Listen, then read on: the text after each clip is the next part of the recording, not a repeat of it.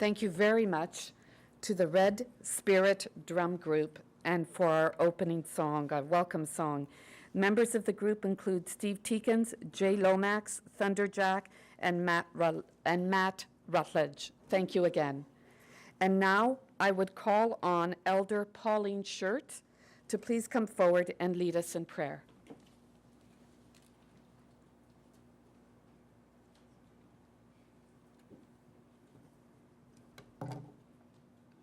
I'd like to say bonjour, de maganaduk. Anim kikwe dijnikas gibana say ne do them, ne hi of school ne ya. Ne wagi pitaguyan medewiane. Aham ne do them mak.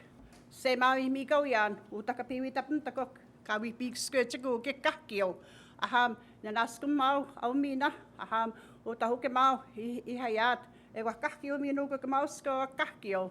Nanaskum mau mustahe. Yaguma, aham, yaguma ni gan. Hier komen die gaan niet heen. Hier goed ze, ik big square. Hier komen andust, gin tawaya.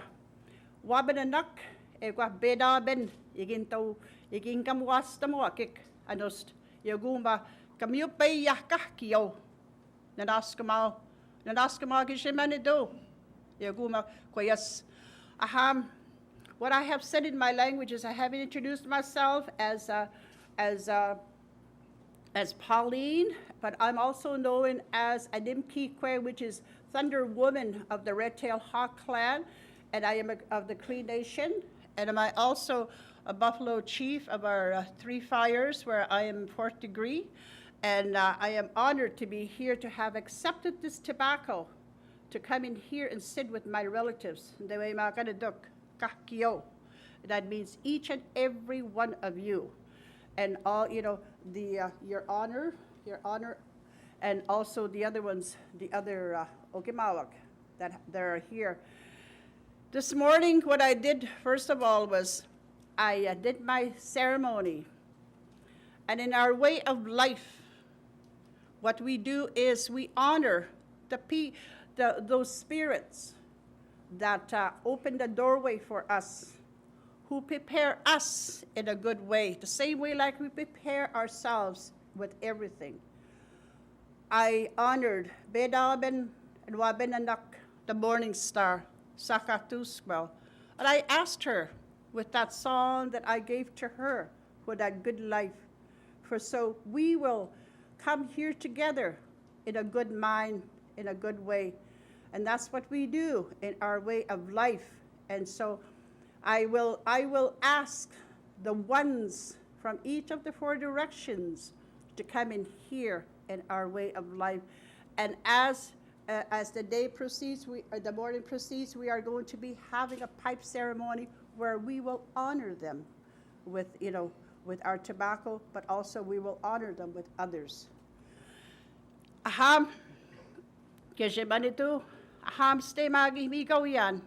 Utakapiwit ang magignadude, nanaskamaw kahkyo, siya manito isagi kuya kahkyo gyano. Aham nista magigwing skating, maganisti kikslah magawian huma, uti kiyakapin. Aham waban na kikuta, kakanaway naman niyagwan ma. O pichigi sigaswin, aham utapituhte, kita maginaw nistanan. Aham kuyas. Mio bemada suwin, intaway tama sagi tuwin, intaway tama kahkiyo wahku tuwin, kahkiyo gamakamiyasik, wakistami numuti kapin, ahabi ko ti hanba, kiya, zawan no kikuta, habi ko ti kapit, aham kinu, ahami ko ta, piwita pumdude makahkiyo muta kapiwita matsuku kapintu tawatsik kahkiyo, aham, nistamina, aham stemawi mitan uma, kwahuti niya, yaguma, aham, kakanaway mtakok, kakanaway biya, umuti, baskode bishige, aham, stemawi mitan, kuyas kamiyo paya, kahkiyo kamiyo big square kawa pahtama, kamiyo kahkiyo kamiyo pito ya, kahkiyo, aham, witsihinan kahkiyo, nistanan, aham, nistamino, kwahuti, umakaping kiya, kiweden ano kikuti, ahame kutahan ma, yakuta, ahame kuti hawa, makwa, maskwa, Aha me ko tahkahkio kapin tuhtama kuiahke koyas kahkio kamio peia kahkio. Aha me iguana ke musum no ku kom no iguana. Aha me iguana ste mawi miak yaguma. Kapisagi kuyakasagi tuyakakanawi tuyakahkio. Miya win. Miya win. Kahkio tahkahkio muta kaya. Aham nanaskum nawa egwakistamina nigawinan. Aham egwakistamina aham iguta namusumdan. Aham kuyas kakanawi tuya kuyas kamiyo paya uma. Aham nanaskuma kinuma uta ipitagohted ipintuhtaguya kahkio. I have said in my language, I have called in the from all the 4 directions, all those ones who reside, who take care of all those doorways, those spiritual doorways. We ask from the east where that good life flows through, and that's all we're asking for, and that's all we are coming here for, to experience a good life for X number of years in a good way. We ask that spirit that resides in there to come in here and be with us. And as we look into the southern doorway, we ask that spirit to come in here and listen to us as she sits there with her uncle and gathering and opening all those seeds of growth, everything. That's where all my relatives come in. I ask Giheo, the eagle, to come and be with us in here and listen to us and open our good minds in a good way, so that message will go up into the spirit world in a good way. And as we look into the western doorway, we see that great buffalo spirit.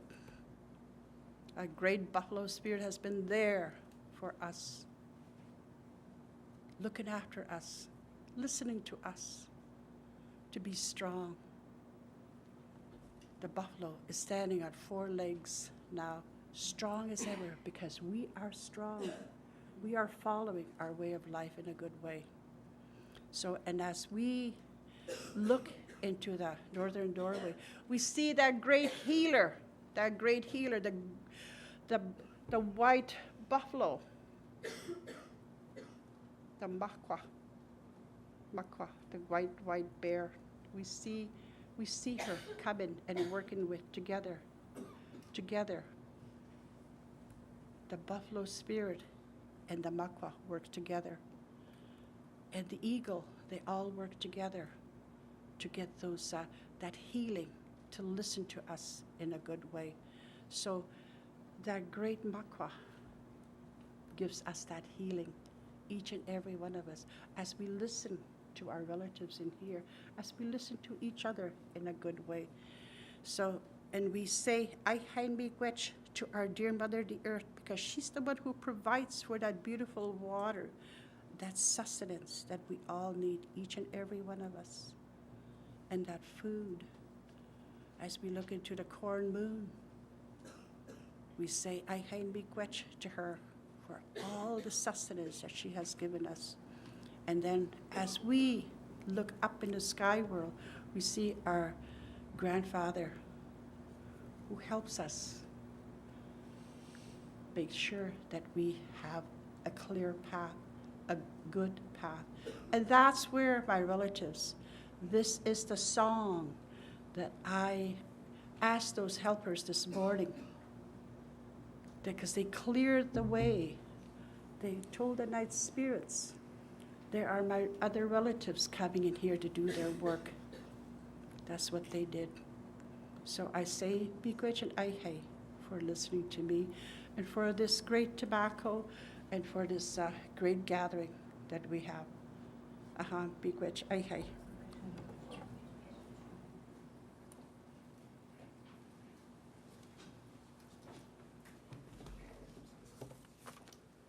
Please be seated. And thank you very much, Elder Shirt, for those beautiful words of reflection as we open up today's dialogue. And now it is my pleasure to invite the Honourable David C. Onley, Lieutenant-Governor, to bring greetings. Your Honour.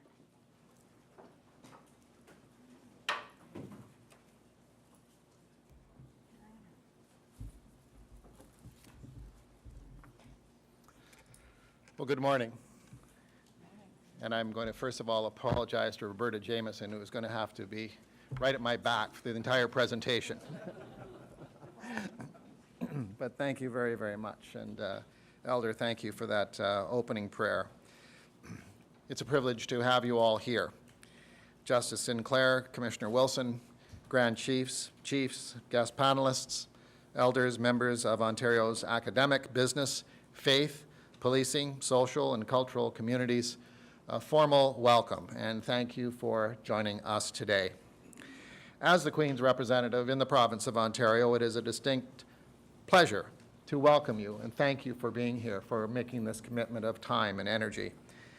I would like to begin by thanking Chief Brian Laforme, and I honor the Mississaugas of the New Credit First Nation, the traditional caretakers of the land where this meeting is, in fact, taking place. And I would also like to acknowledge Justice Sinclair, the Chair, and Commissioner Wilson, both from the Truth and Reconciliation Commission of Canada. It is indeed a privilege to work with you, to work with all of you in this important, if not historic, initiative. Last February, I was the keynote speaker at Reconciliation in Ontario Symposium hosted by the University of Toronto. At the three-day meeting, interested parties from right across Ontario gathered to reflect, to share dreams and ideas, and to inform one another's opinions and affirm one another's perspectives. As a result, the Truth and Reconciliation Commission and my office collaborated to design and implement today's unique time of sharing. Through today's witnessing ceremony, we will begin the process of developing how reconciliation can occur in this great province. So here today, there should be no passive observers. I am asking you to make a commitment in terms of your minds and your spirits and your energies, a commitment not just to be involved here now, but to leave this place more involved than you were a short time ago. This task, this overall task of developing a process of reconciliation may seem daunting. It is. Make no mistake about it. It is daunting. But equally, make no mistake about it, we are perfectly capable of achieving reconciliation. And in this generation, I emphasize that, in this generation. President Lincoln said, in circumstances, in many ways far more dire, yet deeply challenging in terms of pain and the need for reconciliation and justice, we can succeed only by concert. It is not, can any of us imagine better, but can we all do better? The occasion is piled high with difficulty, and we must rise with the occasion. As our case is new, so we must think anew and act anew. Today, we will draw upon our past. We will hear and we will learn. There will be, I hope, some laughter. There may well be tears. And I'm here to tell you right now, both are welcome, because both are from the heart. Both may actually start with me here at this podium. I give you that as an advance notice. But the beginning of reconciliation, and the reason tears and laughter are welcome, is because they are from the heart, and the beginning of reconciliation starts at the heart. It comes from the heart. It is inspired by the Creator, who moves through our hearts to our minds to prompt action. And while we have sought his guidance already, the obligation to act, the ethical obligation, is entirely ours. So make that your vow today. It is mine. I know that Justice Sinclair will address the residential school legacy in his remarks, so I would like to reflect for a few moments on reconciliation in and of itself. I believe that reconciliation is an ongoing, fluid, sometimes painstaking process. It is not a one-shot proposition that can be addressed by attendance at a conference launching a major initiative, such as a 5-year Truth and Reconciliation Commission, or the settling of a few treaties, or some First Nations youth in a few communities learning their languages. It is all of these, but it is much, much more. The process of reconciliation is complex and multifaceted. It is a compilation of numerous efforts, some of which can be identified through tangibles, such as programs that have a title, a plan, and a method for external implementation, and they are needed. Other work will come from involving the people of the diverse communities in Ontario who have open minds and big hearts and will seek to build bridges with each other based on truth and understanding. This is part of our tradition. We know this to be true. This is what we will be drawing upon. There are many definitions of reconciliation in the world. Reconciliation boards of inquiry, inquisitions even, as well as truth and reconciliation commissions and other such entities tend to follow tumultuous periods in history and/or are established as noble attempts, legitimate attempts to address inequities in legal, financial, judicial, constitutional, or other social justice streams of society. Most prominent in our generation's time is South Africa. This comes to our minds, I'm sure, to all of us. But reconciliation is more than that. Reconciliation is a beautiful word in and of itself. It connotes images of aspiration, of expectation, and hope for a positive outcome.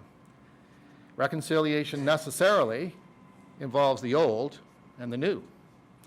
It is all about creating something new while fully recognizing the past. It involves doing the right thing in thoughts, words, and deeds. It needs two sides to acknowledge something untoward happened. Both parties need to address the situation in truth, understand its profound impact, learn lessons, and then rebuild. There are two key reasons why I think it is essential for Ontario's Vice-Regal Office to be hosting this event. The first is based on history, and the second is more immediate and details with the now.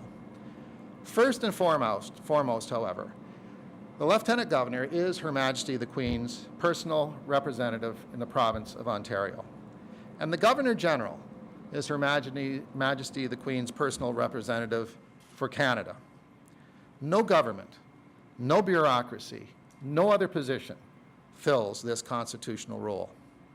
As such, there has always been a unique relationship between the Crown and Canada's First Nations people.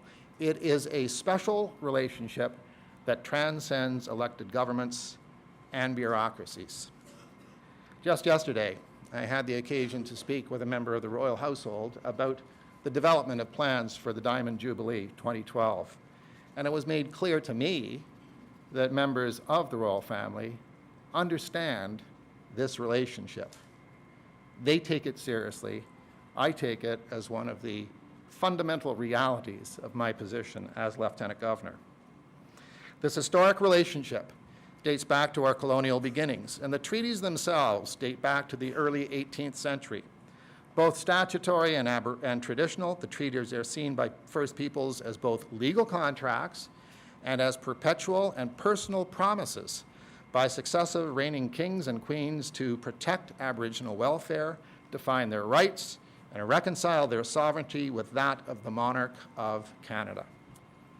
The agreements are formed with the Crown because monarchy represents apolitical stability and continuity, as opposed to the shifting political moods inherent and necessary in the democratic process.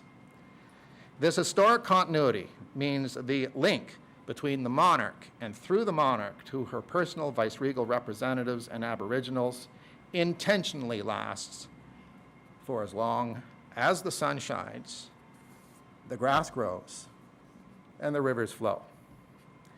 This much forms an historic, legal, and ethical obligation between the Vice-Regal Office and Ontario's Aboriginal peoples. But there are other timely, compelling reasons for this witnessing event to take place right here in the Lieutenant Governor's suite. For the last 8 years, Ontario's fly-in communities have been the primary focus of Aboriginal work undertaken by Ontario's Vice-Regal Office, begun by my predecessor, the Honourable James K. Bartleman, whose portrait is on the wall right here, Ontario's first Aboriginal Lieutenant Governor. And it has continued because a non-native Lieutenant Governor, like me, promised to sustain the programs. When I was appointed Lieutenant Governor in 2007, and as the first Lieutenant Governor with a physical disability, I naturally adopted accessibility as the overarching theme of my office. I define accessibility as that which enables people to achieve their full potential. I also broke with tradition and continued Mr. Bartleman's literacy initiatives, as well as adding a computer literacy component. I did this because my definition of accessibility includes access to education, the sine qua non for all students to achieve their full potential. For some with disabilities, it implies special needs being met, sometimes in a physical way in terms of ramps and automatic doors and wheelchair parking spots and the like. And in other cases, in terms of students with invisible disabilities, it may require special tutoring or assistance or special examination processes. For Aboriginal kids, it means ensuring that they have the same 21st century computer resources that kids have in the rest of Ontario. With the fastest growing population in Canada being Aboriginal, a 50% growth between 1996 and 2006, the educational needs, growth, and development of Aboriginal youth is paramount. 2010 marked the 5th anniversary of the Lieutenant Governor's Aboriginal literacy programs, and it was last year that I officially launched a new 5-year phase of the program. The tremendous response to the Aboriginal literacy programs by individuals, nonprofit organizations, and various agencies or corporations demonstrates that we can make an enormous difference on top of the efforts, programs, and policies of government. In 2008 and 2009, I held 2 province-wide book drives. We collected 50,000 brand new books to augment the gently used books that have been gathered in the past to establish school and community libraries. I also grew the Lieutenant Governor's Aboriginal summer reading camps. Unfortunately, they were disrupted because of the unprecedented fires that took place in northwestern Ontario this summer, but will return next summer. Over the past 5 years, some 39 camps have annually been attended by about 2,300 youth in 29 First Nation communities, where about 11,000 books were read, averaging about 5 books per child. The 5th anniversary of the Summer Camps program was marked in 2010, and I've been working with Grand Chief Stan Beardy to meet individually with each of the 25 program funders, many of whom are actually in the room here today. The sponsors include universities, colleges, power organizations, teachers' federations, corporations like De Beers, and many others. And I'm proud to say that a number of the representatives have indicated a significant interest in being up to date at all times in what is unfolding with the program, and we have full expectation that they will be involved for years to come. We have already received a commitment from just under half of the sponsors to continue funding the programs for another 5 years. And later this fall, the Grand Chief and I will be meeting with the remaining funders in an attempt to secure similar assurances through the year 2015, and it is all very promising. The third Aboriginal literacy initiative I have continued is the Lieutenant Governor's Club AMIC program, a book club for children in the fly-in communities. Each club member receives a children's book and an activities-oriented newsletter 4 times a year. Nearly 5,000 kids are members of Club AMIC from kindergarten through grade 6. And through a popular newsletter, the children enter contests and in postcards with colorful pictures about the places they read about and create comic strips and poetry. It's very involving. In 2010, I established the Lieutenant Governor's Aboriginal Youth Computer Literacy Program as a pilot program in Kingfisher Lake and Poplar Lake First Nations. 20 laptop computers have been placed in the schools in each community and are used in class by the students. In March of this year, we brought the CTS television service to Kingfisher and Poplar Lake to witness firsthand the impact of the laptops in their schools. It resulted in a 10-minute segment with Cran Chief Stan Beardy and my wife Ruth Ann. The coverage received on this national network meant viewers across the country and beyond learned about the computer initiative and heard more about the two communities. Even so, rapid technological advances are changing our focus from computers to e-books. The e-book phenomenon is a game changer. It is a game changer for our society. It has the potential of being a true game changer for the entire educational system. As our beloved sage, Rex Murphy, has said, everyone can now be their own personal library. And he is not exaggerating. We are presently approaching school principals in the fly-in communities about using and testing 30 donated e-books in the schools. Their success, and I believe it is almost a slam dunk success, will mean that they will seek many, many more e-books to the thousands of students in the fly-in communities. The previous Lieutenant Governor's book drives meant that school libraries were established where none existed before, or they significantly enhanced the libraries in the few communities that had them. The emphasis was on millions of books. It was worthy. And in fact, we were able to place well over 1.5 million books, to give you an idea. That was then. This is now. What e-books mean is that literally tens of thousands of electronic books are able to be stored on a single handheld device for barely the cost of $150. They are also enormously, therefore, cost-effective.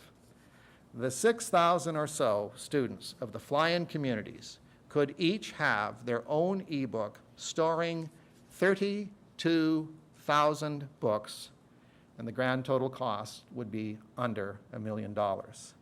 That is a game changer. Both Ruth Ann and I have made a number of visits to Nan, or the Anishinaabe Nation. One trip I would like to draw your attention to is one that you, in all likelihood, may have seen on national media. It was a special comfort visit a year ago to a Boomatong First Nation. Ruth Ann, together with Her Excellency Mrs. Sharon Johnston, wife of the Governor-General of Canada, visited this community with and at the request of Grand Chief Stan Beardy. The National on the CBC, CTV's National News, and other media provided national coverage of the trip and the dire conditions of the community. During the August 2010 Civic Holiday weekend, Ruth Ann and I attended the Beaver Lake Empowerment Conference, focusing on Aboriginal focusing on Aboriginal suicide within their society. Ruth Ann sang gospel hymns. I addressed the gathering during the church services on Sunday, and I must tell you, given my voice, it's very important to emphasize that I speak and she sings. And even so, it still was an enormously meaningful weekend for both of us. Earlier this year, and I look forward to having the opportunity later in the day to see this yourself, we completed the transformation of a room in the Lieutenant Governor's suite, one floor below us, and renamed it the Northern Room. It is, in fact, on the main room, and it is the most northerly room within the Legislative Assembly building that is actually open to the public. And it seemed to me very appropriate that therefore it be renamed the Northern Room. And it is filled with art from Anishinaabe Nation artists such as Roy Thomas, Goyce and Josh Kakagamek, Carl Ray, and others. And I'm proud to feature their work as we receive thousands of visitors annually, each of whom comment on the art. I look forward to having you have the opportunity to see it. As you can see from this list that I presented, acts of reconciliation and solidarity take many forms. Hopefully the programs I've initiated, the Fly-In First Nations visits we have and will continue to have, will convey a clear message that Ontario's Vice-Regal Office welcomes dialogue and acts in partnership with First Nations.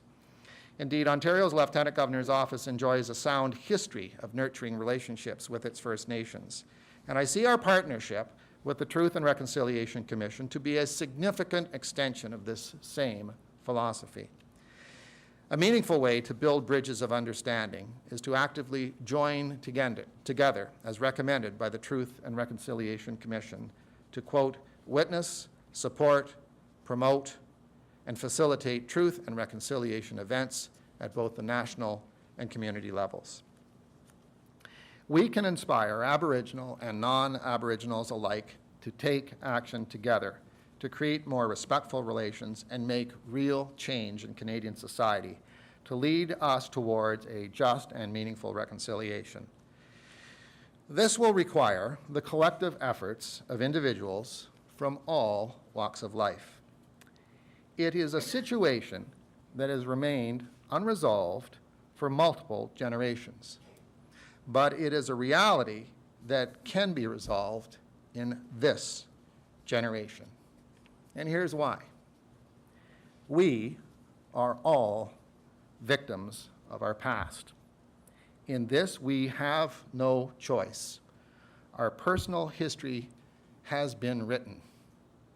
We can at times revisit that past, sometimes in joy, sometimes in great pain, but we cannot change a single word. It cannot be changed. But we do not have to be prisoners. We do not have to be prisoners of our past. And in this, we do have a choice.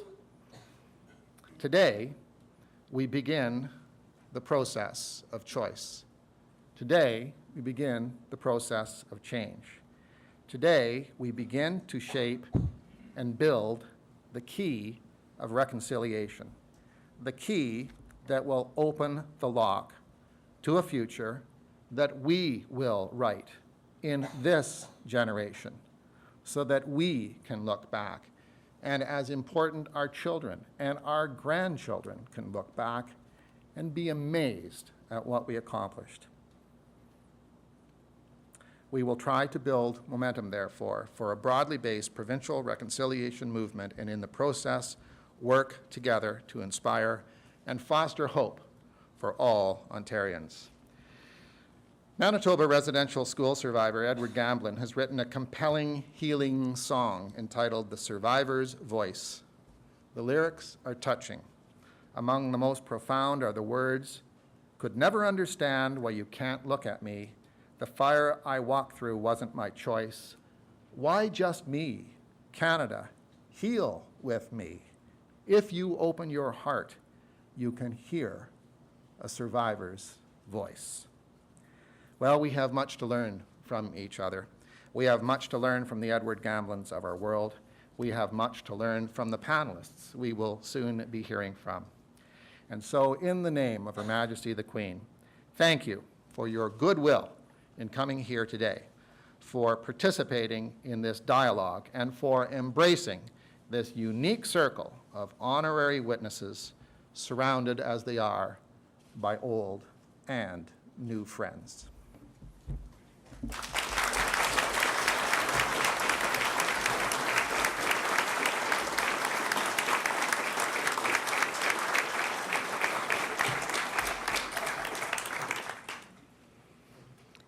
Thank you very much, Your Honor.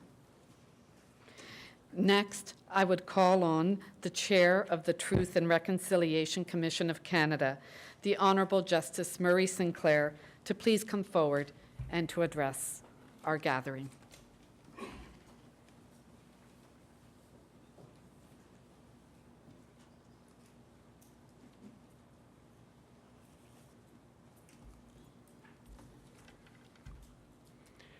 Your Honor, Lieutenant-Governor Onley, Mrs. Onley, chiefs, survivors, elders, honored guests, ladies and gentlemen. I also, too, want to begin by apologizing to my sister and colleague, Roberta Jameson, for having to stand with my back to her. But I know this much, knowing Roberta for as long as I've known her, she's got my back.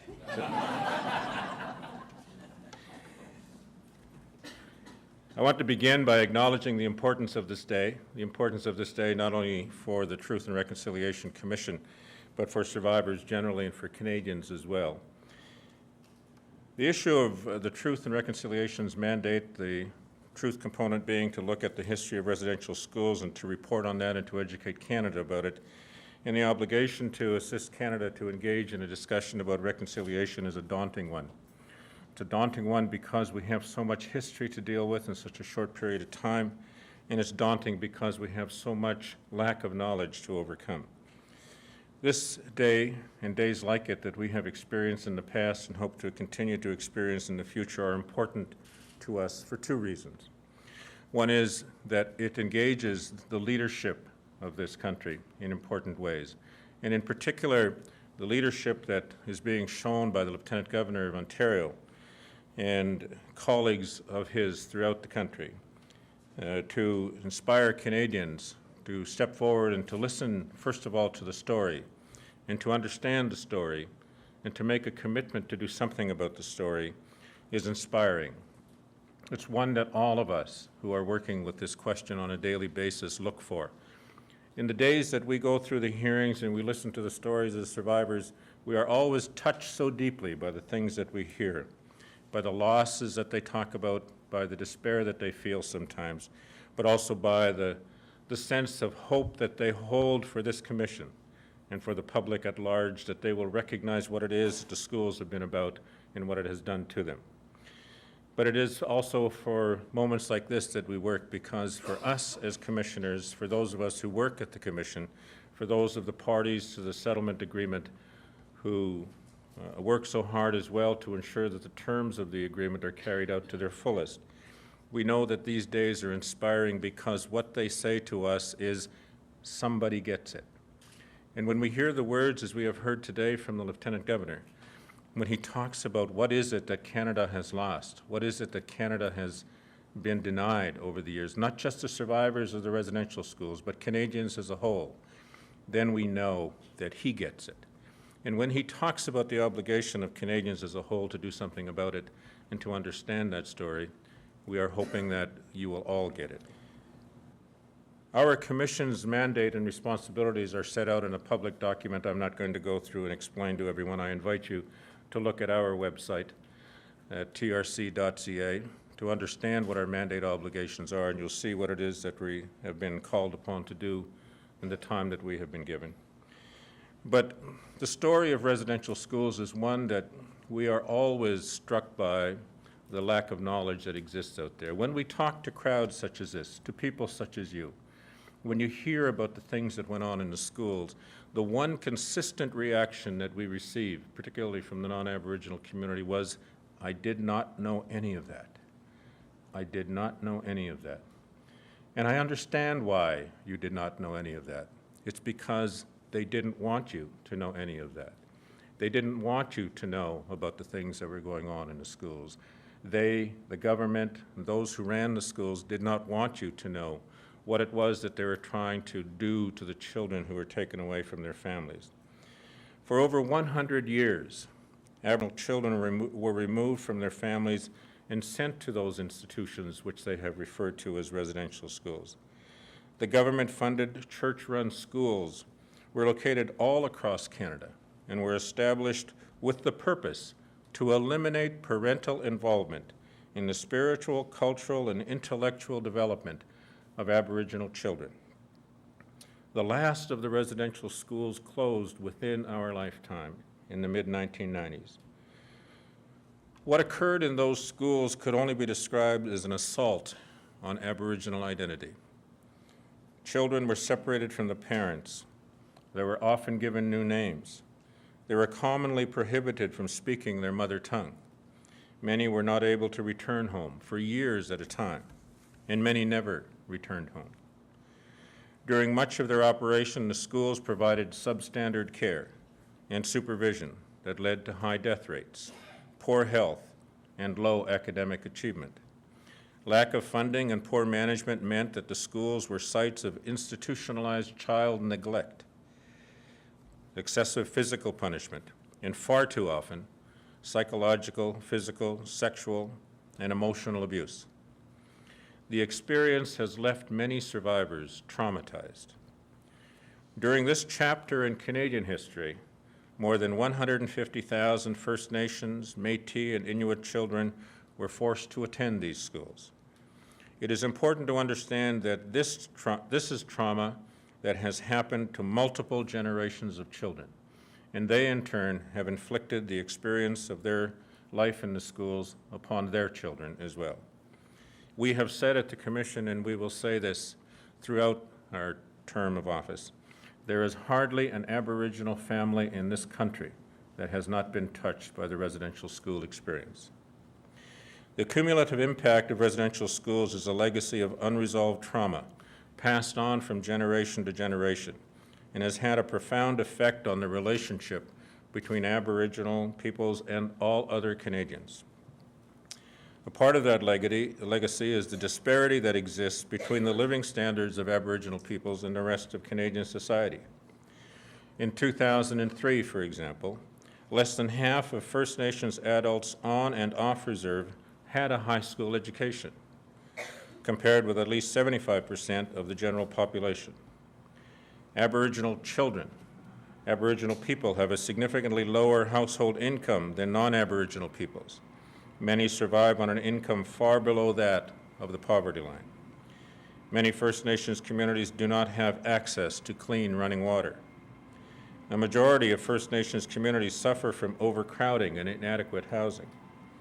Aboriginal people are more likely to experience chronic physical health problems such as diabetes, rheumatoid arthritis, high blood pressure, and heart disease.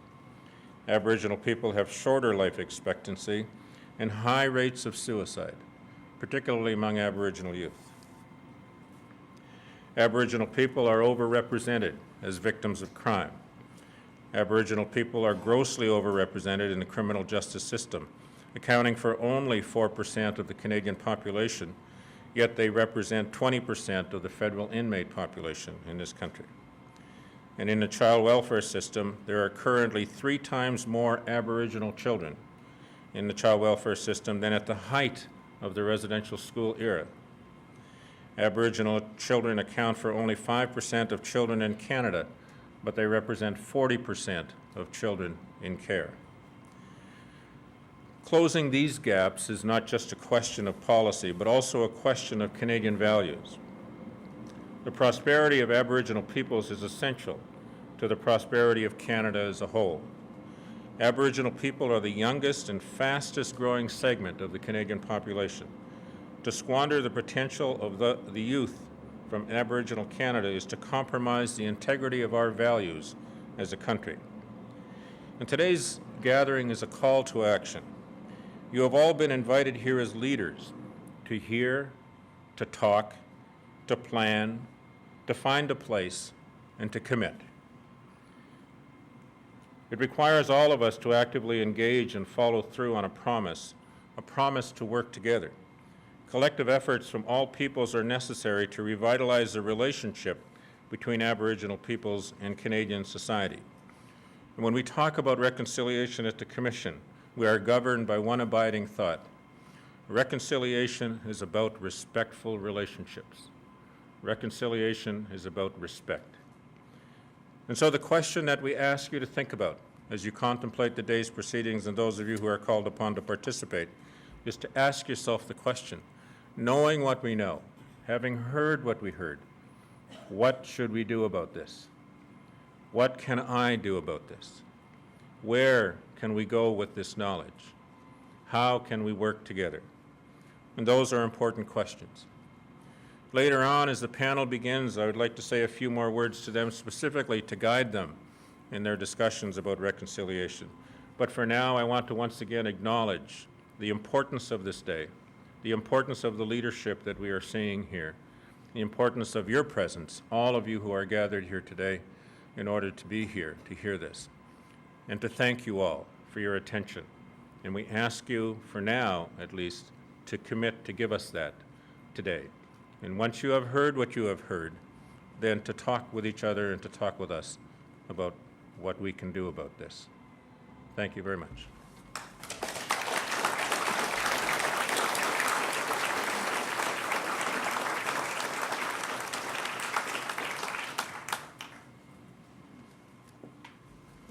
Thank you very much, Justice Sinclair, and for giving us a context, a framework, a bit of a briefing with which to guide us as we listen to today's dialogue. Thank you again. And now I am pleased to invite Mr. Clayton Shirt to come forward and lead this morning's pipe ceremony. We will invite His Honor, Justice Sinclair, and our attending chiefs to participate in this important tradition. Therefore, we would call to the front Grand Chief Stan Beardy, Grand Chief Diane Kelly, and Chief Brian Laforme. And if by any chance there are other chiefs who are in attendance and I'm not aware of it in terms of the names listed, you are most welcome to come forward and participate in the pipe ceremony.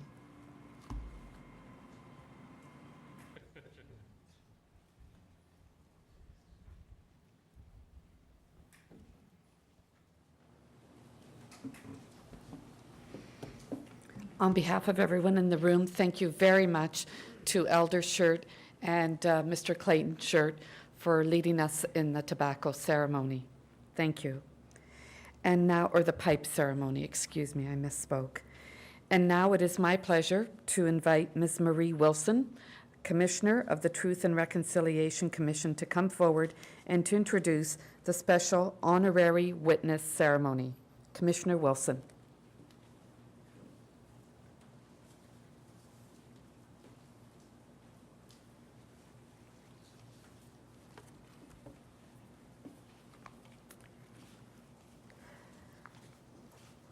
Well, I won't say anything to Roberta because girls understand these things. Your Honor, Madam Onley, special guests all, and most especially to the residential school survivors who are in our midst. We are here today because of your courage and in honor of the work that you have invited us all to do together through your efforts. The Truth and Reconciliation Commission of Canada, as you've heard from our chair, has a very complex mandate. It is part poetry, part instruction, and I want to begin with the poetic part, but it certainly is throughout invitational. Our mandate says, right off the top, the truth of our common experiences will help set our spirits free and pave the way to reconciliation. It is such a beautiful way to describe the mending of broken spirits, which is what so much of our work is about. We want you to know that our mandate was written as a joint effort by several very committed people. There were survivors for sure, but there were also church representatives and others all working together. They wanted to make sure that the work of the Truth and Reconciliation Commission is so much more than just gathering information and writing reports. They wanted to make sure that we as commissioners understood fully that although it is a big job, though it is a very heavy job, we're not expected to do it alone. That the work of the Commission is about reaching out to all Canadians so that as a country, we can grow in our understanding of our past mistakes related to residential schools, and our Prime Minister and all of the leaders of our political parties have indeed referred to it as a mistake and as wrong history. So that as a country we can learn from those mistakes, and so that as a country we can heal from the continuing brokenness that those mistakes have caused. The mandate goes on to say this: there is an emerging and compelling desire to put the events of the past behind us. As His Honor said so well earlier, to not be prisoners of the past, but so that we can work toward a stronger and healthier future. This is a profound commitment to establishing new relationships embedded in mutual recognition and respect that will forge a brighter future. One of the principles of our mandate says that there's a need to be forward-looking in terms of rebuilding and renewing the relationship between Aboriginal and non-Aboriginal Canadians. It tells us that reconciliation is an ongoing, individual, and collective process, and that it will require commitment from all those affected, including, very importantly, the people of Canada. As commissioners, we've taken these instructions to heart from the beginning. In October of 2009, we were invited to do an official opening of our work from Rideau Hall in Ottawa at the home of the Governor-General of Canada, and at that time, Her Excellency Michaëlle Jean. That day, she was the first Canadian to publicly announce her commitment to do all that she could from her position back then and in the years ahead to help us.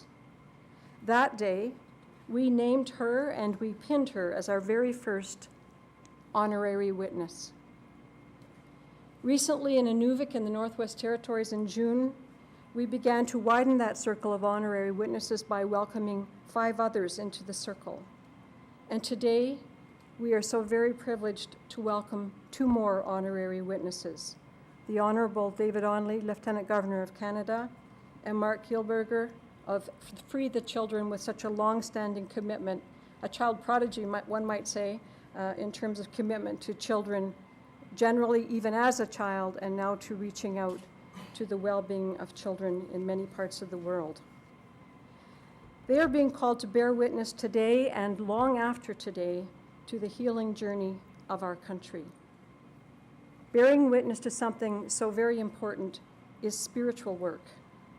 We all know what an honor it is to be asked to witness a wedding or a baptism or a traditional naming ceremony or a memorial service. The truth of the moment is validated by honorable, respected, beloved guests who bear witness to it. And that's why such moments call for more than just our momentary physical presence. They call for us to remember. Our promise is to remind others who may not know or who seem to forget. And they call for our promise to stand up for what was originally intended. Witnesses need courage for such a sacred role, a willingness to speak up though others may try to silence or to deny.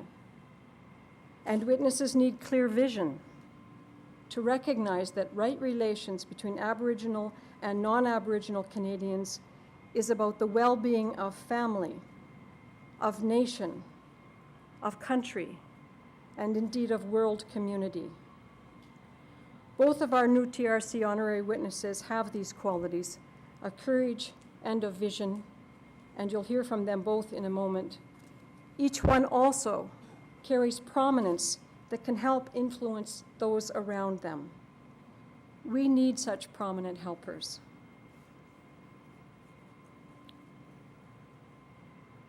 Your Honor, Mr. Kielburger, we thank you for your willingness to stand with us, to walk with us, and to help us teach the country and the world about what is happening here, this important work that Canada is taking on. And for this today, we name you honorary witnesses of the Truth and Reconciliation Commission of Canada. We thank you and we ask you to accept a small token of our great regard and esteem and appreciation. And I'll call on our chair to help with that.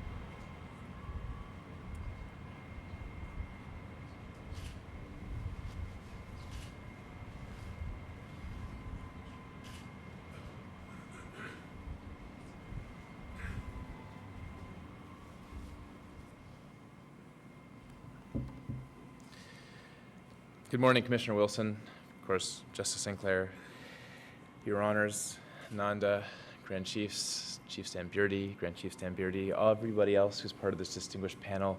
On behalf of myself and my brother Craig and everybody at Free the Children, I cannot begin to express with such humility and such gratitude to be able to stand in front of all of you here today to take part in this witnessing ceremony, this important conversation, this conversation that is not only taking place right here at Queen's Park under the auspices of their honors, but also the fact that this is being shared and hopefully being watched by thousands of people, including young people in schools who understand and will soon to become witnesses in their own right.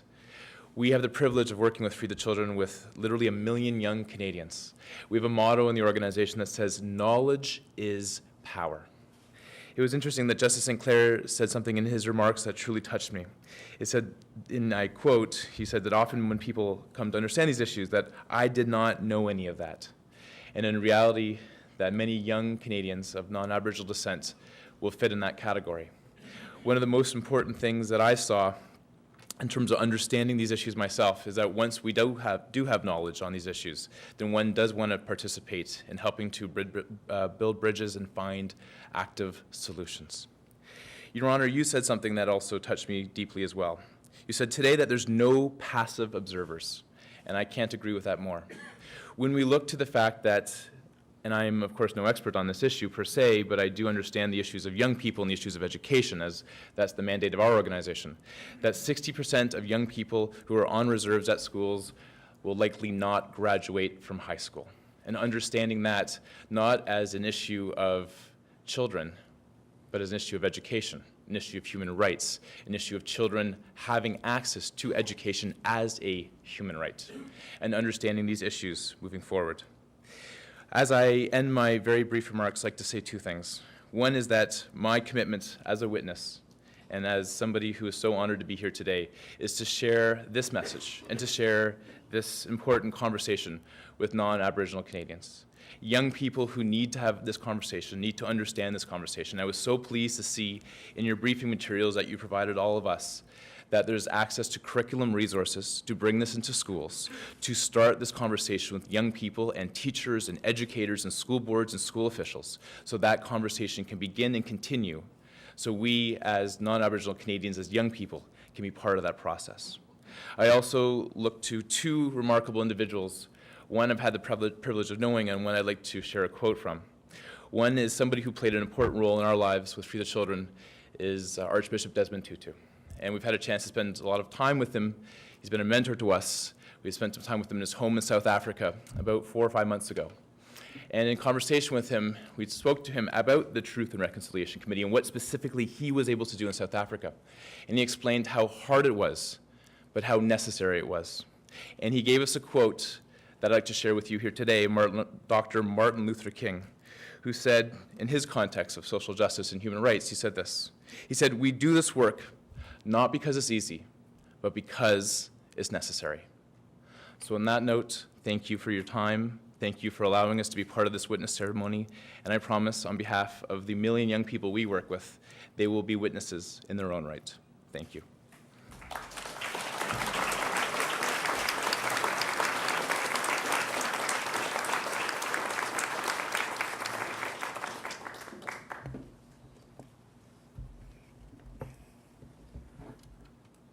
Thank you, Mark. Justice Sinclair, Commissioner Wilson, thank you for this great privilege.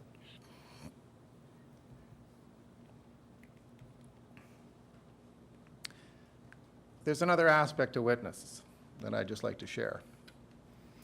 In the Christian faith, there's a concept of witnessing. One of the aspects of that is greatly misunderstood, especially within the Christian community, is that it implies testifying. And for Christians, it's the testifying of their personal faith, of their personal Redeemer. In this context, I think I can share with Mark with confidence and with all of the other witnesses that have come before me that I have no idea what their particular faith might be. But in this context, I believe we can agree. and that is, as witnesses, and we accept this with privilege and honor, we now have an obligation to testify to others about what we know. And there's a great symbolism here, not just connecting with the commission itself, but in how could we have known in the last number of weeks and months, Craig and Mark, through the two of you and through all the people that Free the Children. That happens to him all the time, by the way. He knows it. He's not. How could we have known that as we were talking about collaboration of Free the Children and the Lieutenant-Governeur's office in a whole series of initiatives involving Aboriginal children, that we would come to this very moment? And yet, here we are. And so we will be going forward as individuals in witnessing and testifying, and we will be going forward together as two organizations, two groups. So it is indeed a deep, deep privilege. Thank you.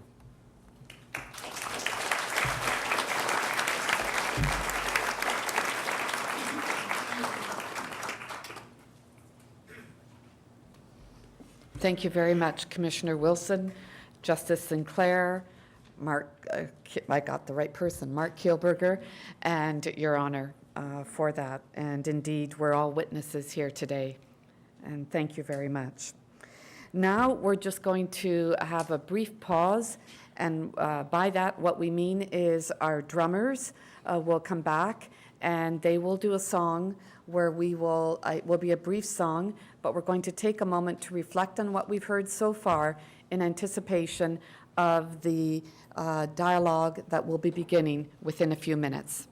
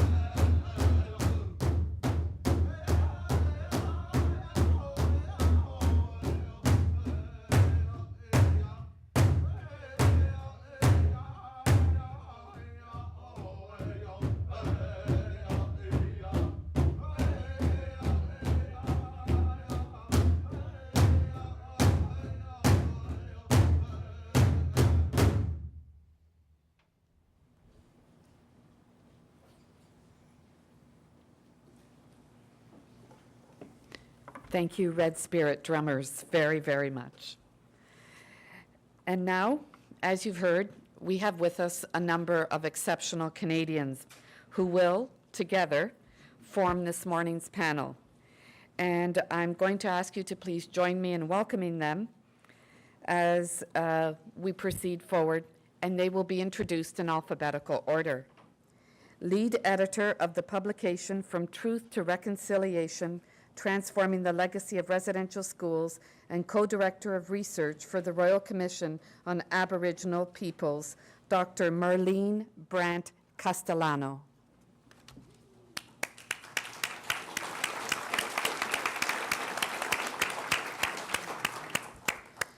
Teacher of the Politics and Process of Reconciliation in Canada at the University of Toronto, and organizer of the 2010 Reconciliation in Ontario Symposium, which is Honor referred to in his remarks. I'm very pleased to welcome Dr. Victoria Freeman.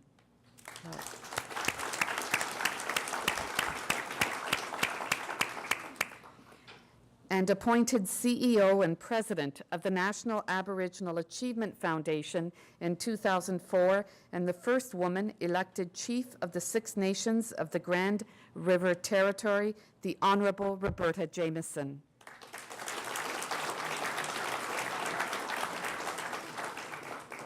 A longtime advocate for human rights and author of investigations in the Niger-Biafra Civil War and the human rights violations in Chile, Argentina, and Uruguay, the Honourable David MacDonald.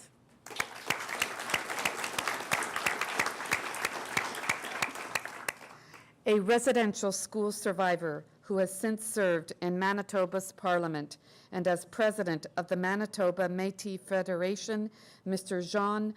John Morisseau.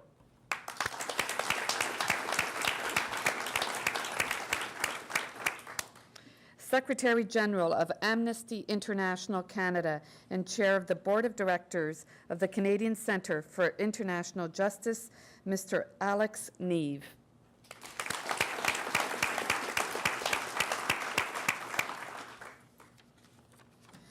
A grade 8 student who studies the residential school system and who presented her speech at Rideau Hall in 2010 to then Governor General Michael Jean, Miss Jaden Toulouse.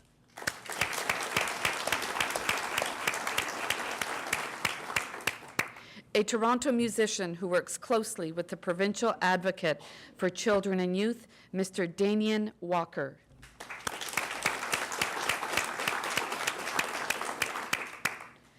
An elder from the Tela Okiat First Nation in British Columbia, survivor of the residential school system, and elder advisor to the British Columbia Assembly of First Nations, Mr. Barney Williams.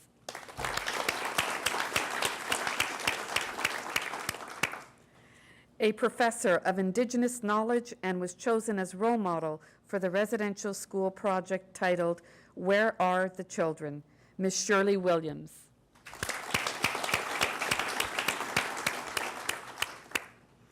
A poet, activist, youth worker, and a performer depicting historical frustrations with Indigenous struggle, Ms. Gassino Wilson.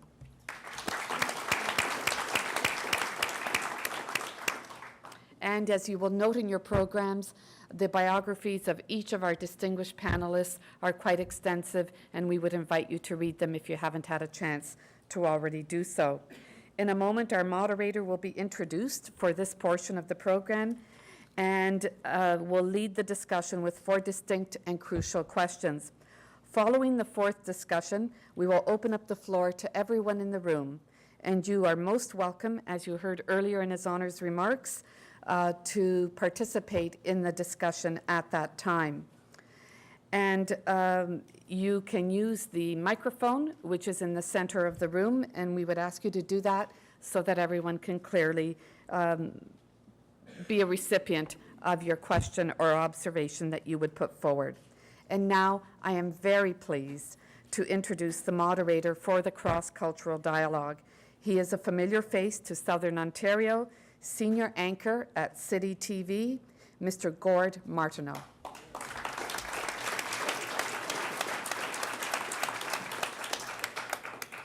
Thank you, Nanda. Your Honor, Mr. Justice, distinguished guests, ladies and gentlemen, thank you very much for being here today. Thank you for demonstrating your interest and your sincerity in this issue, and thank you for the invitation for me to be here. I am truly honored. I guess I should open by saying so much for the non-smoking policy here at Queen's Park. That's out the window. Roberta, apparently everyone feels compelled to apologize to you today. Let me add my voice. Trust me, it's my best side. We are engaging in the process today of truth and reconciliation. We can only do that by looking at the past, for it is only by looking at the past do you decide where you want to go. So we have some questions. How could this have happened? How could we have let this happen? Why did this happen? Some of the issues we will examine today as we move forward with truth and reconciliation. As Mr. Justice Sinclair mentioned earlier on, so many of us had no idea the residential schools issue was going on. I was among them. When I first heard of it, my instant reaction was this ethnic cleansing? How did we let this happen? I'm sure that most Canadians were aghast when they discovered that this was going on. We'll explore some of those issues today. As I mentioned, only by looking back do you decide where you're going to go forward. I think it was Winston Churchill who said those who ignore history are condemned to repeat it. So let's now get to the heart of the matter as I present some questions to members of our distinguished panel today. I'll begin with Dr. Marie Brandt, Shirley Williams, John Morisseau, Casenio Wilson, Danian Walker, and Alex Neve. What does reconciliation mean to you? Dr. Marie, can you begin, please? The name is Marlene. It says Marie here, trust me. See? Marie. I guess that's gone along with the non-smoking policy. Okay. So much of what reconciliation means has been covered in the remarks already. And Roberta and I were saying, what more is there to say?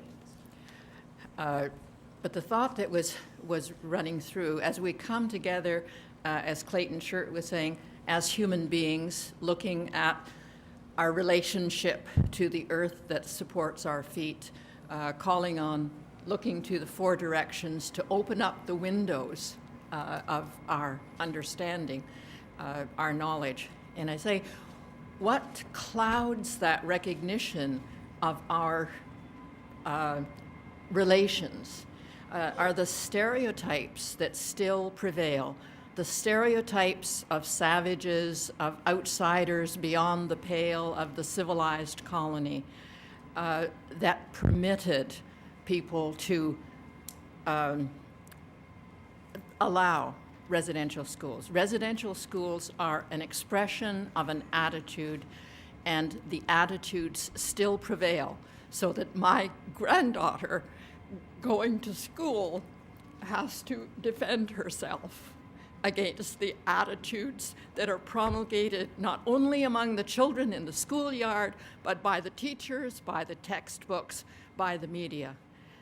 Reconciliation means that those stereotypes of people who just won't do what they have to do to catch up with civilized society, that notion of savagery which still leaves us on the margins in our own, the society that's grown up in our own country, in our own land. That's what reconciliation means. Dismantling those stereotypes so that at the heart of every child, in every schoolyard, of every person watching TV programs, they see us for who we are, as has been presented here this morning. Now. Thank you very much, Marlene. I appreciate that. Shirley, can you address the issue as well? What does reconciliation mean to you? We'll try and get that mic a little closer to you. Don't be afraid to raise your voice. I know that you have some passion on the issue, so please go ahead.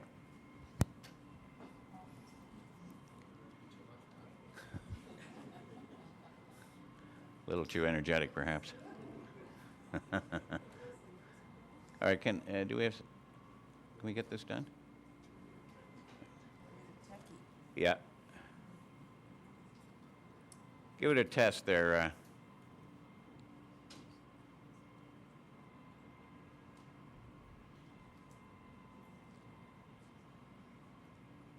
We're getting there, folks.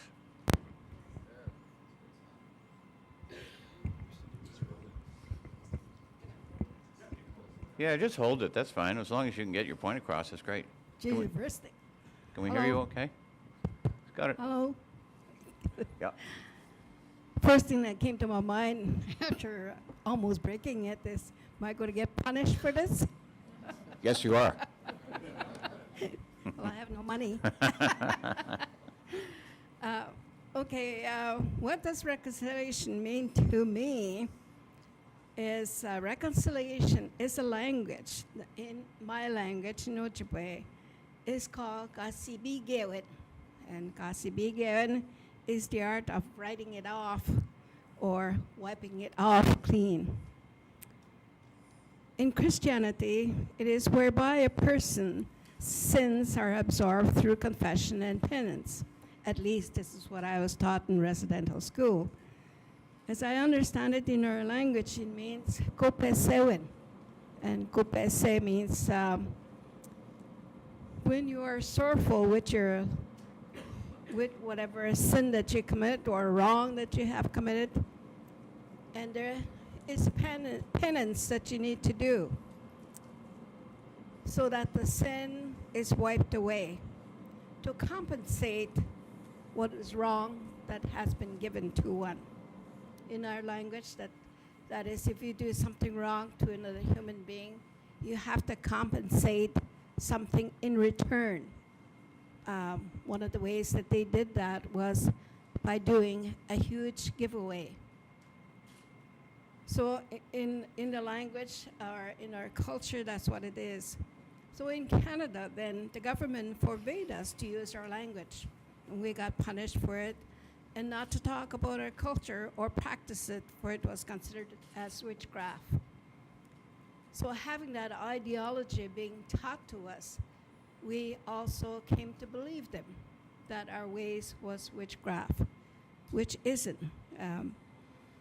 And if we talked about it, that we would go to hell. And the way they did that was to show us pictures of a human being burned somewhere in a fire. Well, nobody likes to be burned. So we believed them.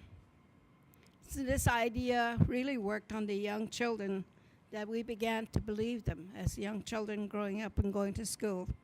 So if the government is serious about doing penance, the greatest thing for them to do is to help restore the language that they destroyed, and also the culture in the education system. One of the greatest things that can be done is to put finances towards on education, on language in schools, and restore pride of the language and culture in the First Nations community, because that's what has been done. A lot of our people do not take pride in the language. And our language is a beautiful language. It expresses a lot of beautiful things in our language. And so if that is restored in the education system, it will restore that pride that has been lost. If something is very important to a society, a value that is really held deeply in the heart, and if that has been taken away, and if that had been stolen, if you were punished for it, then you need to restore that. Life becomes meaningless. Therefore, there's a lot of suicides in our First Nations communities because there's alcoholism, because they turn to something that will make them feel good, which is a false pride. Our jails are full. They're drugs that are being used because for economic purposes, or also to make themselves feel good. But if they learned the language and if they really understood who they really are, life will become precious and meaningful to our First Nations people. That's what reconciliation means to me. Thank you, Shirley. Appreciate that. John Morriso, obviously you're very close to this issue. I mean, what does the issue of reconciliation mean to you? Are we just talking in terms here, or give me some special insights into this? First of all, before I start, I just want to say thank you to Shirley for the beautiful prayer this morning, to the drum group who gave us the song, and well, Clayton for the pipe ceremony. I think it's important that we recognize those are very special events in our life. What does reconciliation mean to me is interesting, because the question, when it first came forward, and we talk about truth and reconciliation as part of the advisory committee, but we haven't really discussed it as a committee, what it really means. And in the last while, we've been wrestling with that question. When I first got it back for the second time, I went through a number of different processes that I thought I could find answers to the question of reconciliation. I found more questions. For example, one of the first places I went to look was, I went to the Webster Dictionary to find out what their definition was of reconciliation. I find that there's a number of different definitions, and it depends on what group you're dealing with. You know, there may be definitions from the Law Society or the politics or the business groups, and even in the Bible. But really, there was nothing there that I could capture that could say how it meant to us as part of the survivors, and how we can reconcile with what has taken place. So then what I did is I went out and I began to talk to people in the community, and talking to those groups and asking. And one of the most interesting parts that came forward, I guess, was that people said to me, or members in our community and others that I've talked to by phone, said, how can you reconcile with someone who has done something to you and they can't come and say to you, I apologize for what I've done? How do we just reconcile with something that is way away from us, but not in front of us? And that really pushed the question in my mind. It said, how can we do that? And I want to just give you maybe another example that comes to us. I'm Métis, and a lot of our community has not been involved in residential schools. They went to day schools, which is basically the same, almost the same thing, except they never left their community. But the thing is that what has happened over the last while is that in my little community, for example, where I live, 75% of Métis people who went to day schools are now Bill C-31 and have their treaty number. And so they asked the question, how do I reconcile with those kinds of things that are happening in our community? And especially, how do I reconcile with my fellow person who I didn't understand, who went to residential school and was treated in a way similar to the way I was treated at home? How can we talk about reconciliation as a total community? And that's a question I think we need to deal with. It's a process that needs to continue, and that's maybe the best answer I can give you, Gord. Thank you very much. Appreciate that. Ksenia Wilson, next. What does reconciliation mean to you? Reconciliation to me is about healing and forgiveness, I think. And, you know, forgiving Canada for everything that happened, you know. I don't think I'm quite ready to do at this moment, because there's no trust there, you know.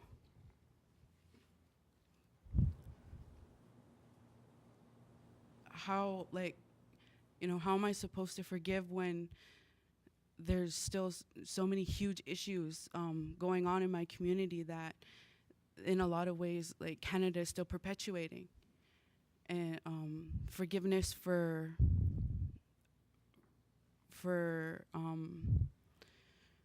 my community, and forgiveness for myself for allowing the effects of residential schools to continue, and saying enough is enough, and taking responsibility for the decisions that I make as a young person, and not and stopping blaming residential schools, blaming Canada, that I had the life that I had, and taking responsibility and ownership over the decisions that I make to raise my family. Savage.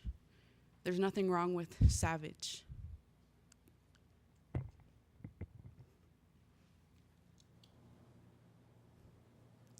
I think that,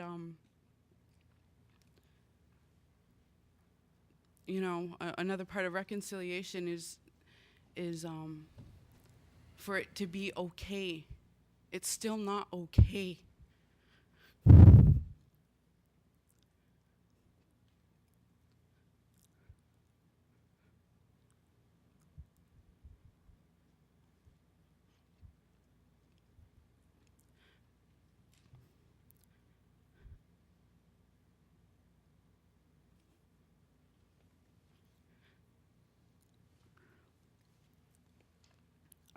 I want it to be okay to be savage,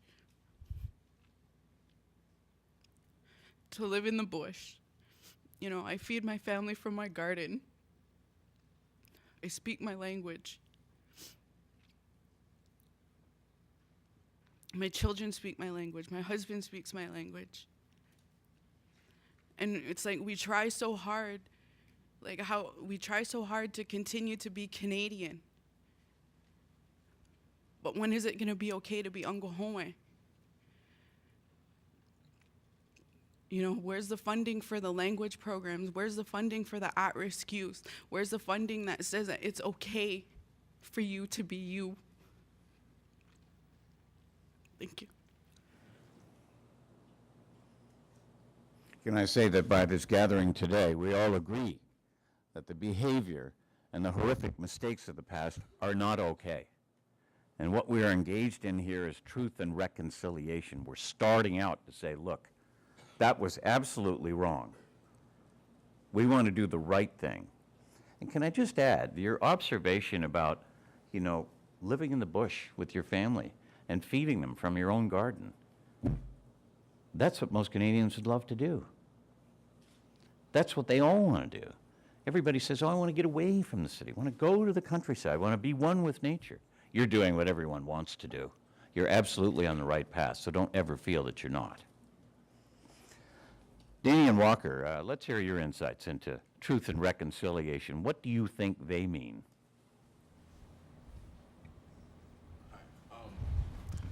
In my words, what reconciliation is, it's... Can you speak up a little bit, please? I'm sorry. Just rip the tape up. Yeah, drag that microphone right over to you. Is That's that right? fine. Yep. Okay. Well, in my opinion, what reconciliation is, it's looking in the past and putting aside everything that divides us, and being human beings, and actually putting everything that has separated us and that we hold on to so strong, and trying to find a solution to this problem, because every child in Canada deserves to go to school. Every child in Canada deserves to be equal. And I think that we need to put language aside, we need to put religion aside, because these things that are supposed to bring us closer are proving actually to divide us even more, and it's showing right now, and that's the reason why we're having this right now, so we can actually bring a change towards this community. And it's amazing to see Mark Kielberger here, David Onley here, even Greg Martineau, and everybody here. The drummers are amazing, by the way. And it's great to see us all here for the same reasons. And now it's time for us to make action. And I feel like reconciliation is looking at the past, admitting our wrongs, and looking towards a brighter future so we can all live in unity like we were meant to do. And thank you. Alex Neve, reconciliation, what does it mean to you in this context? Well, reconciliation is something that the global human rights community is grappling with all over this planet of ours. It's a critical, crucial process, value, goal, which as we embark upon exercises of seeking the truth and pursuing reconciliation right around the world, we've certainly come to see is complicated and I guess at its very heart very human, and is both bolstered and challenged by all the imperfections of what it is to be human. I think from a human rights perspective, we see at least three key pieces of what reconciliation needs to have in mind. Certainly, it has to be fundamentally grounded in a sense of justice, accompanied by a sense of accountability for what has happened, of meaningful recognition and acknowledgement of what has happened, all with an eye to piercing the sense of impunity that allowed such abuses to happen in the first place. Secondly, it absolutely needs to be accompanied by a clear sense of redress to individuals, redress to communities for the multiplicities of harm that have been happening. But thirdly, I think it's also very, very important that while the process of understanding the truth and coming together in reconciliation does certainly have a look back to it, there has to be a vision that takes us into the future as well, and that certainly from a human rights perspective, that what I think we need to look for is a real commitment to an agenda of reform and change that will bring all communities together, all governments together, all peoples together, in a commitment not just to an agenda of change and reform that will address the shortcomings and the failures that made these harms possible in the first place, but a broader agenda of change and reform, which in the context of this Truth and Reconciliation Commission absolutely has to be about finally putting in place strong recognition of the rights of Indigenous peoples in this country, anchoring it in what we are as a nation and ensuring that there will be commitment to moving forward with that sort of broad agenda of reform in all of its ways. Thank you very much. I was particularly struck by Clayton Shirt earlier on in the pipe ceremony, who said that it's his belief that we are all human beings, and if you consider yourself to be a human being, you wouldn't do the things to other people that we have done in the past. You know, why do we never learn from our mistakes? Why do we keep committing the same boneheaded errors? Well, that's part of the process of examining why we're here today. The second question is, what's the most important lesson we can learn from the history and legacy of residential schools? Barney, you're a survivor. I mean, nobody's been closer to the issue than you have. Please tell us what we can learn from this whole debacle of residential schools. Can, Damien, can you, move that microphone over there, because we really want to hear what you have to say, Barney. Raise your voice, please, if you can. Thank you. First, I want to honor the people of this land for allowing me to be here. Grand Chief, thank you for inviting me to your territory. To the elder, thank you for the prayer. Pipe carrier, let go from my nation. And to the drummers, thank you for lifting us up. I said I wasn't going to cry, but it's part of the pain. I shared a little of my story this morning with a couple people.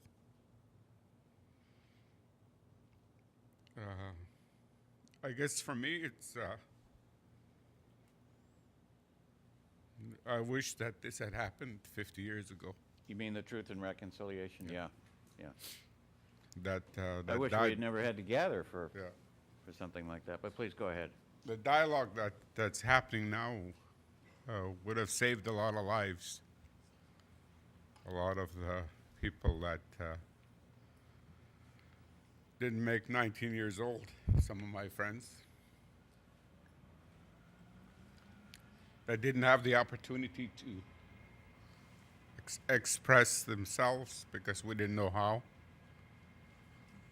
Even in the question that you pose creates a bit of confusion as a survivor. Why? The simple reason that we're looking for answers as well. We hear what's being said. We hear the lip service that's being paid to a lot of the things that people promise, the apology of June the 11th, and accepted by some and not accepted by others. Reconciliation, I think, across the board. Why is it important? I think it's important for many of the things that have been alluded to here, right? That possibly we may stop doing things to one another that we're doing now. We may begin to understand one another in a truest human sense of the word, not from an academic perspective, but from the heart, so that we can engage in dialogue that is going to create strength within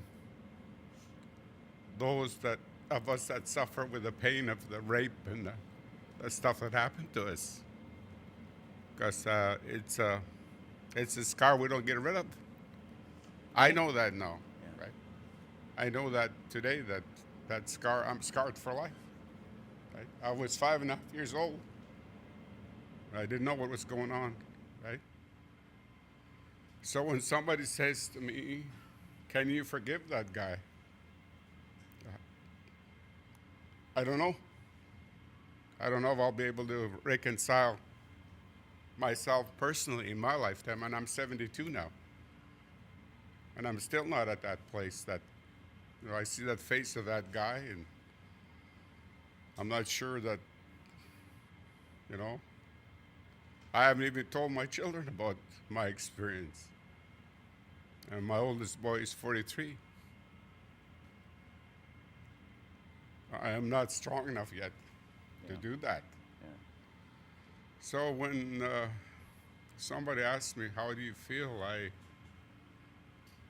The one thing I learned, I guess, is honesty in my life, is to be honest with my feelings and my emotions, and not to be afraid to show it anymore, because we were, like was alluded to, we were made not to show that.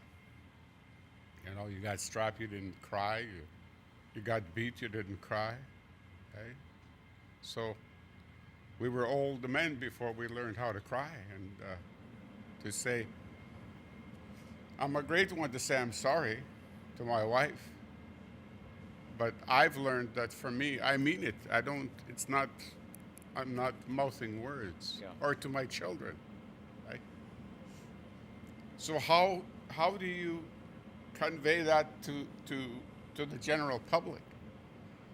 Not the I'm sorry, but the understanding, the education of, like we were saying, I've met a lot of people on the plane that we get into a dialogue, and then they ask me what I'm doing, and I share with them, and they still have doubts that I'm not telling the truth, right? Oh, I don't doubt it. Like I was saying one time, we learned how to lie, cheat, and steal. I mean, that's what we did because of what we learned in school, right? But we also moved to the other side, where we became very honest with ourselves. We began to understand that we had an opportunity for life, that we could actually live in this great country of ours, right? That against all adversities, everything that befell us, we came from under. So we tried in our best way to teach you people that lesson. But you weren't ready to accept it. So what's happening now is people are becoming aware that this really happened and we can actually learn something from this. My grandmother, when I came home after being away I left when I was 5.5 and I first went home when I was 13. The first thing she said to me, the saddest moment of my life, and she was in her 80s, there was no sound of children when they took you away. It was absolutely quiet. She said that impacted my life. Because for our people, family is key. Family is most important. So I believe that with the wonderful people that set the tone for us, we need to collectively do that, not only do that, but try to understand with an open heart that, hey, we need guidance from somewhere. If we're serious about what we're doing here and across the country, then we need to acknowledge that there is a power greater than us that can guide us. We also can ask the ancestors, like was said here, to walk with us. Your ancestors, my ancestors. Because we need help, folks. We need help. We do. Not just us, people that endured the atrocities and still here, right? Still here through that pain, through the trials and tribulations as alcoholics, drug addicts, whatever we became. Suicide victims? Suicide victims. Yeah. We came from out under that. So when we talk about why is it important, I believe some of it was alluded to here.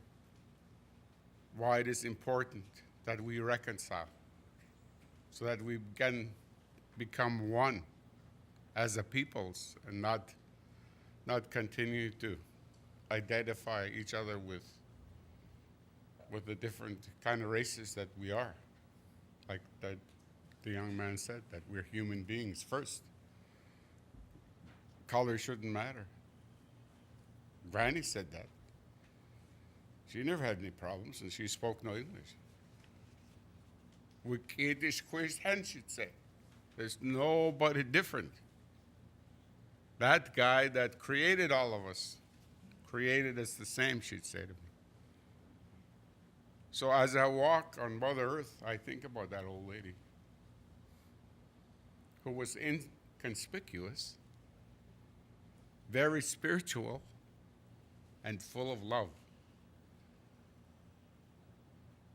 And full of a forgiving heart, always. History, for us and for you, if we take the time to look at what we had, then maybe the Creator will enlighten us with those answers that we're looking for. Because we seem to struggle sometimes with, how do we need to do this? And I really believe that in my heart that my prayer is that in my lifetime, before my final curtain call, that I will see, like Martin Luther King said, that we walk hand in hand down the street without prejudice, without bad feelings towards one another. And this, I believe, are the seeds and the fruits that's going to grow into that if we take what we have here and nourish it, nurture it, so that it can grow to the rest of Canada, and then we can finally say, you know. So we're not, I don't, as a survivor, I'm not looking for sympathy anymore. You know, I mean, I've worked through my stuff. I mean, you know, the pain will always be there. It'll be hit there, here, and there. I'm okay with that. But what you need to do is maybe we need to understand ourselves. And how can we generate that dialogue of why is it important for everybody? Because it is. And there's a lot of survivors out there that are still really angry, right? That are saying, well, you know, I can't do that. And that's okay. They haven't reached that place yet. But that doesn't mean we isolate them or forget them. No. We need to take their hand as well and say, I believe you. Thank you, Barney. Appreciate that. You know, you mentioned family and how important it is. Well, I was always raised to believe that family is the absolute cornerstone of society. I mean, it's the building block of our whole culture, our whole society. So when I first heard of the issue, to me it was inconceivable that children like you were forcibly removed from your home and put in a place where you were abused. This is Canada? So I was in disbelief. You're an elder. Let's hear from a young person. Jaden, what do you think we have to learn from the issue of residential schools, the things that we'll take with us and teach us which way to go in the future? I think that one of the most important lessons that we can learn from this legacy is about awareness. When I first did my speech about residential schools 3 years ago, it wasn't well received because people didn't understand. Now that the public is aware, we, the descendants, should not still be suffering the consequences, such as having to learn an extremely difficult language that should have become so natural to us. Even though we are compensated in a lot of ways, all the money in the world can't mend a broken heart or erase those memories. But in the least, the treaties that were originally made with the First Nations people should be honored and kept, not slowly taken away. Thank you, Jaden. I appreciate that. Why is reconciliation between Aboriginal and non-Aboriginal Canadians an important issue? Pretty broadly based question, but it bears investigating. Roberta Jameson, let's hear your response, please. Would you like me to bring the microphone? Or you can come up here if you want. Yeah, come on up. I'll take your seat. And I'll be sitting behind you. Tego, Scano. Bonjour. Thank you, Elder Shirt, Pauline, for bringing our minds together, and the drum, Nyawagoa Chief Laforme, Grand Chiefs, Your Honors, Chief Justice, and so many people. Thank you all for being here. I want to start by paying tribute to the survivors for their generosity. Incredible generosity of spirit to be here and share with all of us. Nyawagoa, thank you. Why is it important? Well, I think first, let us acknowledge that we all live with the legacy of the residential schools. And ignorance is part of the legacy. All right, the fact that people don't know is directly related to what really spawned the residential schools in the first place. Let me try and be brief. There was an assumed superiority. There was assumed sovereignty. There was an assumption that the Indigenous peoples of Canada were less than worthy less than human, less than civilized, and needed to be brought along. And the way to bring one along is to eradicate what you brought to the table, to devalue it, to debase it, to take away a sense of self-esteem and validation.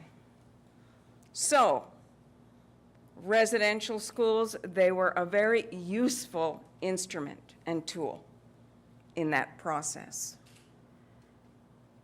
And as more Canadians find out about the shared history we have in Canada, I think some very good things are coming to pass out of the pain and the generosity and the love of the survivors who have the courage to tell their stories and the truth. I can only speak for myself, and we all live with the legacy of residential schools. I in my own way. But the reason why it's important for Canadians to talk about this is not for me, and as I talk to Canadians about these things, I find this tremendous, overwhelming sense of guilt comes over people, kind of an emotional bankruptcy that occurs. You know, that's maybe one phase of awareness, but don't get stuck there. We need you to get beyond that, for even that is a bit self-indulgent. Even that doesn't honor the generosity or the truth of the history that we share together. I ask you to move beyond that. To move, and what's that mean? That means make space for Onley to be who we are. Make space for our people to have their culture, their language, their land, of which many were dispossessed, our clans, and you know what? Not because it's just or right, but it is, but because it's in all of our self-interest to do so. Canada lost incredibly to the extent that we've been pushed over here. What have they lost? Brilliant means of conflict resolution, traditional healing, ways of living in harmony with the environment, and oh, so many things. So that's the legacy too, is the poorer we are as a country for having lost that opportunity to share in Indigenous ways of knowing, which frankly, the world is looking for in different parts of the globe. So, why is it important? Because it's in our self-interest. I'll be blunt. It's about survival of the globe. We need to live together in harmony. And our people have the keys to a lot of that, Indigenous people around the world. So, why is it important? It's just, it's right, it's valuable. It will enable us to build this country together in a healthy way with a good mind. And it starts with making space in your local club, in your local church, in your place of work, in your political parties, in everything we all do. Make space for Indigenous people to be who we are. And you and we will all be enriched because of it. You know, we've contributed so much to this country. And we honor this every year. We do so through the National Aboriginal Achievement Awards. To say, you know what, our people, look what we've done, look what we've given, and motivating our own people to believe that we can achieve, because so many of our young people still do not feel they're worthy. And when they feel they're worthy of making choices, they often feel nobody's going to support them. Well, yes, there are. And all of you are right in this room. And all Canadians have a role to play in supporting our young people to close that gap in educational achievement, and that too is what we're focused on at the foundation I'm associated with, and others are in the fold I see. There is much to be done by Canadians, for Canadians, by working to empower Indigenous youth to take up their role in this country and make the contributions we know they can make. I'm going to stop there. Thank you. I appreciate that.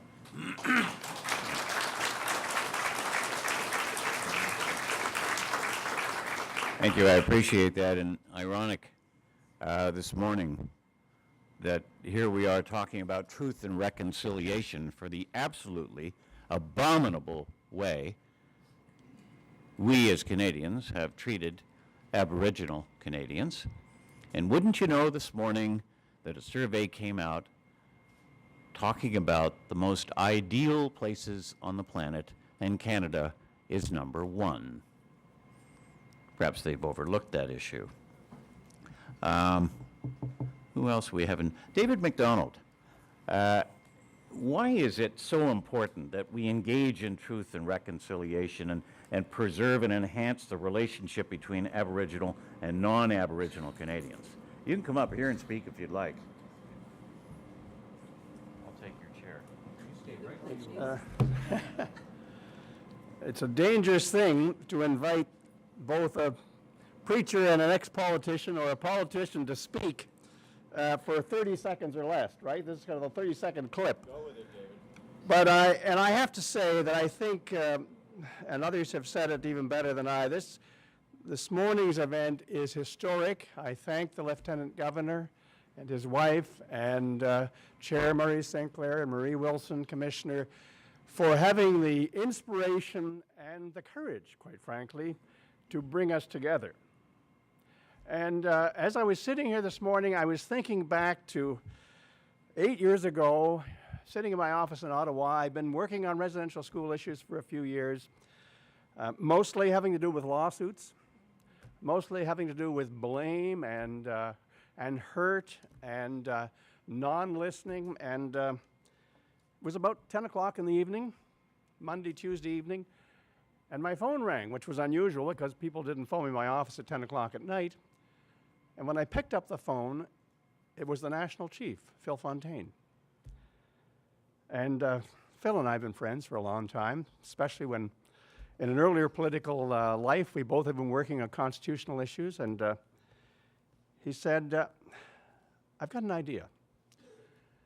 I said, what would that be? He said, I would like to have a conference in the next few months, maybe in Calgary, on the theme, is reconciliation possible? I said, whoa, that's a pretty tough topic. He said, yeah, and I want you to come and speak. And I have the topic I want you to speak to. I said, okay. He said, I would like for you to talk about the damage that's been done to Canada by residential schools.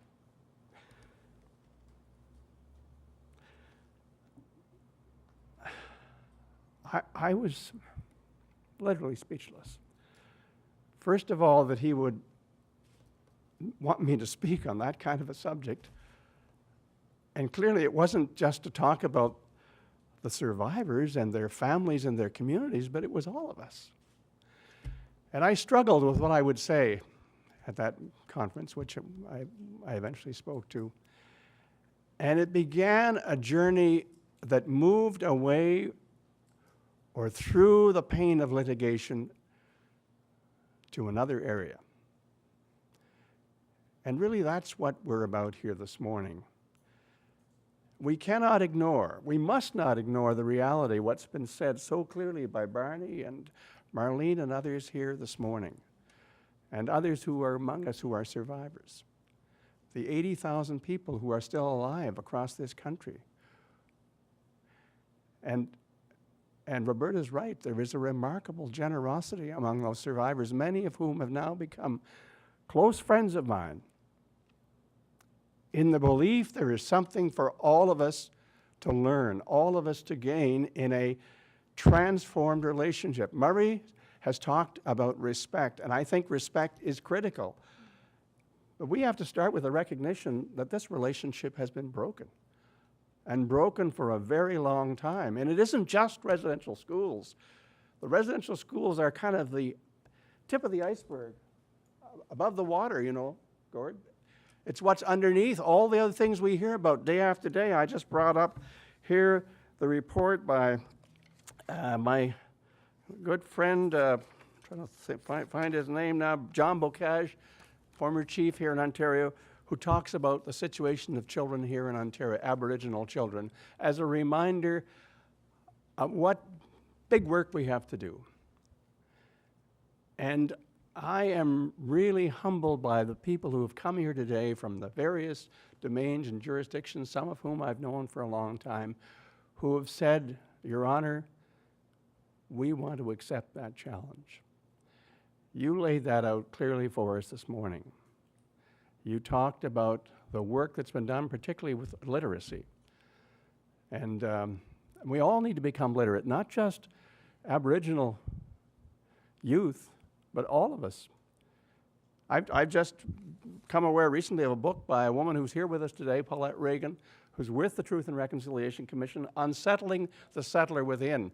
If you want a little reading project, I recommend that book because it tells us things that we won't know, we won't have heard, and we need to know if we're going to move into a new territory together.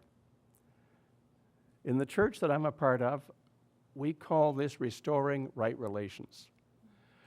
Whatever the language is, we are seeking to walk a new path together. As Barney suggested, we need to learn to walk together. We need to take small steps, but each step should lead to another step. Today's session is not just an event isolated from everything else we need to be about.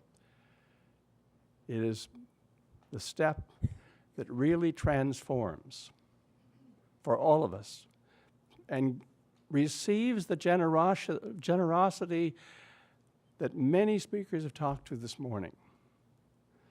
There is pain in knowing the truth and in recognizing it. But Roberta's right. We cannot get stuck there. We must move through that